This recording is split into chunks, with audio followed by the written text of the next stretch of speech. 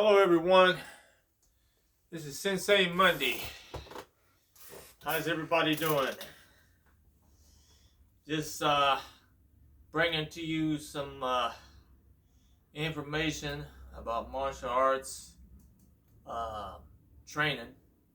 Shout out Koga ninjutsu training once again on some issues about, not only have I explained about my training, how I got started in other videos, I want to kind of give some insights about some of my life experiences that I went through growing up besides in the martial arts. Um, what is more interesting is a town that I lived and grew up in. It was a small town about 49 miles from North Little Rock, from where I was born in the state of Arkansas. And this town was a very peculiar town. We had a lot of strange people that lived there. I ain't gonna say too many names of these people. I'm keeping everything quiet because I don't want to ruin people's reputations and talk bad and get in trouble for bad talking somebody. But there was two individuals that were school principals and superintendents at my school. It started from middle school into high school.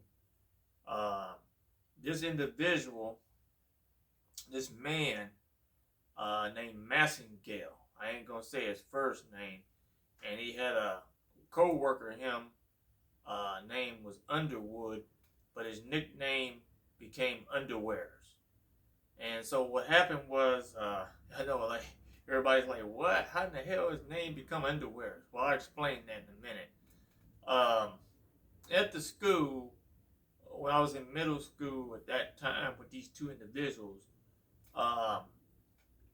this individual, Massengale, he was involved in a bad scandal with Underwoods.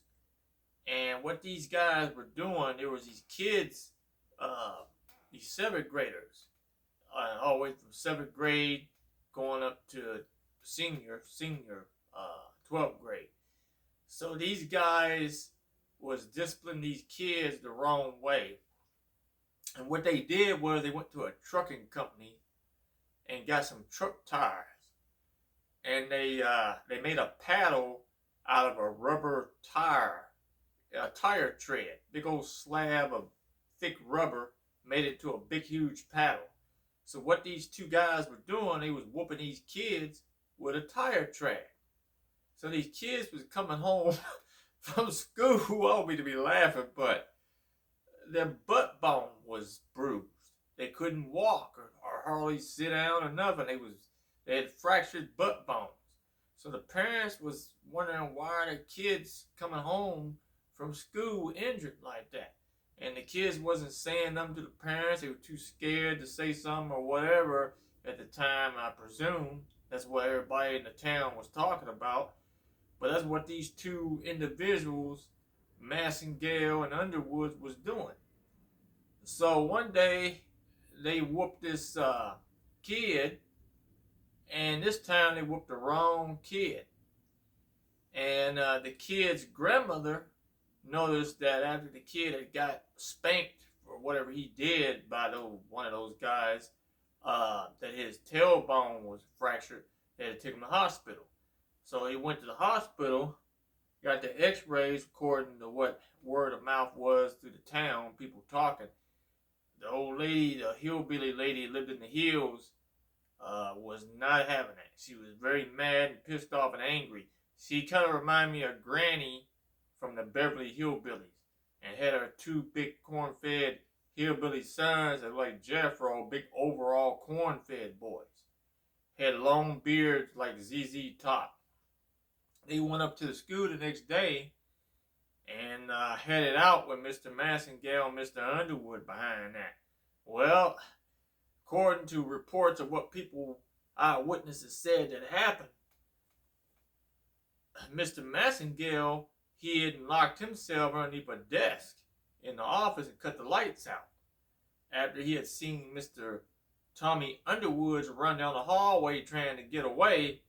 The hillbilly woman had her big sons grab him before he could get anywhere and said, "Oh no, get him." So they took him down the hallway, tied him up to something where he couldn't get loose or whatever. That's when Massengale locked himself in the office and locked the door and cut the lights out high underneath the desk. Well, they said, "Oh no." Hillbilly woman said, "No, we're going to get his ass too." So her hillbilly sons kicked that door down that office, turned that desk over, and got his butt too and put him next to his partner, Mr. Underwood. So they held both of them. One of them held him, I guess, with something, or they tied him up or whatever, how they did it. And the old lady took the tire tread and she began beating both of them and paddling them with that tire tread. And she bust their asses open with that tire tread, and both of their butt bones was bruised. And they couldn't walk, and they was in excruciating pain. They was screaming down the hallway. But before they actually had caught Underwood's and Massengale, before it got to that, Mr. Underwood tried to run away, and they grabbed him by his belt and his pants loop, putting a wedgie up his butt, and his pants ripped open, and his underwear was exposed. So that's how he got the name. Instead of Tommy Underwood's, it was Tommy Underwears. So everybody in the school was laughing and making fun of him because of that. That's how he got the nickname Underwears.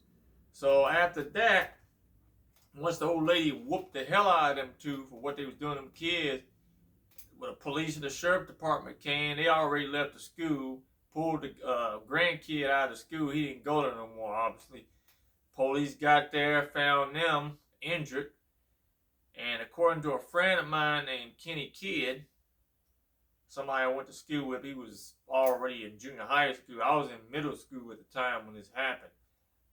Kenny Kidd said that they had to shut the whole school down, because I remember that day that the sheriff had came, but I didn't know what was going on. None of the middle school kids didn't know.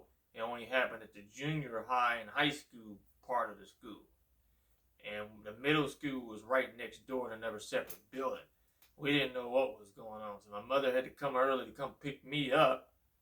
And I saw the sheriff deputy out there. I saw an ambulance truck, and I saw Mr. Underwears and Mr. Massengale being hauled away on stretchers. And we assumed somebody must have beat the hell out of both of them, but we didn't know. They got their butt bones bruised with that tire tread. So,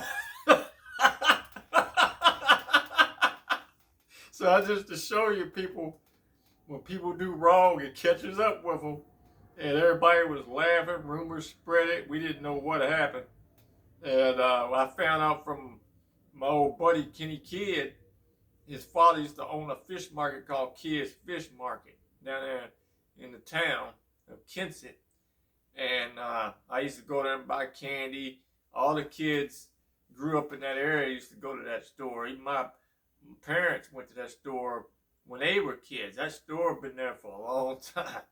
Well, it's closed now, you know, but like I said, we didn't know what was going on at that time. And this happened in 1983 when this event took place with Massengale and Tommy Underwears. So these people in that town, people were mad, you know, they was angry. They wanted, you know, retribution for what they was doing to their kids, whooping them with a tire tread. So I think they sued the school, and Tommy Underwears and Massengale had to resign from teaching from that school district, so they moved them to another school district. And I mean, it was some pretty bad stuff, because not only would the ambulance had to go take them to the hospital, they had sheriff deputies out there. They had to shut down the whole school for what them two did. And the town talked about it for a while. People was mad, and a couple of the kids in the middle school and teenagers was laughing about the incident. When I found out what happened, I was laughing about the incident. We were cracking up laughing, you know.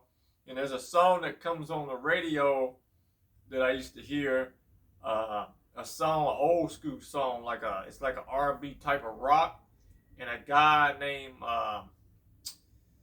I think the guy who wrote the song Saints, I think his name is uh, Marty something. And it's a song called Right Down the Line. And it kind of reminds me, kind of like the incident of what happened with Massengale and Tommy Underwood's behind that tire tread incident.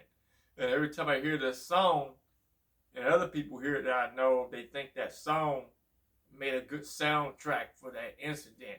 So every time I hear it, I start cracking up laughing because it got like a aloha type of Hawaiian style beat to it at first, like you going on a trip to Hawaii wearing a Hawaiian shirt. And matter of fact, Tommy Underwears would wear a Hawaiian shirt. But that day he wasn't going to no Hawaii. He's going with an ass whooping. With a tire tread across his ass. Oh, me, the